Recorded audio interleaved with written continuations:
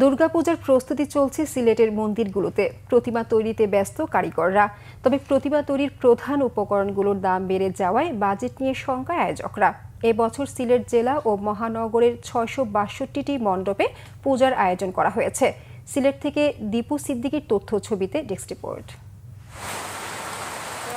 খড়ের ব্যানার উপর মাটির প্রলেপে নিজস্ব অবয়ে দেখা দিচ্ছে দেবী দুর্গা। সিলেটের প্রতিটি মণ্ডপে মণ্ডপে ব্যস্ত সময় পার করছেন প্রতিমার কারিগররা। তবে গেল বছরের মতো এবছরও প্রতিমা তৈরির প্রধান উপকরণ বাঁশ, বেত, রংসহ বিভিন্ন সামগ্রীর দাম বাড়ায় ভাটা পড়েছে পূজার আনন্দে। তাই কিছুটা কাটছাট করেই চলছে পূজার সব প্রস্তুতি। কাঠ, মাটি, বাঁশ এগুলোর প্রচুর দাম। এর তুলনায় আমরা প্রতিমাগুলোর দাম বাড়িয়ে দিয়েছি। বাঁশের দামটা মনে করেন প্রত্যেক বছর থেকে এবার 3 গুণ দাম আমাদের বাঁশের। আমাদের কারিগর যারা আছে ওদেরও একটা রেট সমিতি করেছে, ওরা কাজের একটা রেট করেছে। সব কিছু মিলিয়ে আমাদের সব কিছুর দাম অনেক বৃদ্ধি।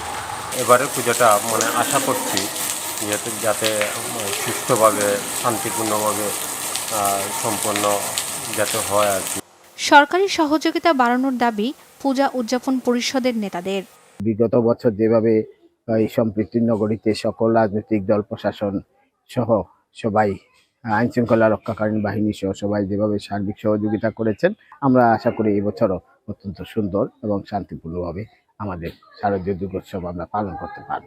২১ অক্টোবর মহালয়ের মধ্য দিয়ে শুরু হবে পূজার আনুষ্ঠানিকতা।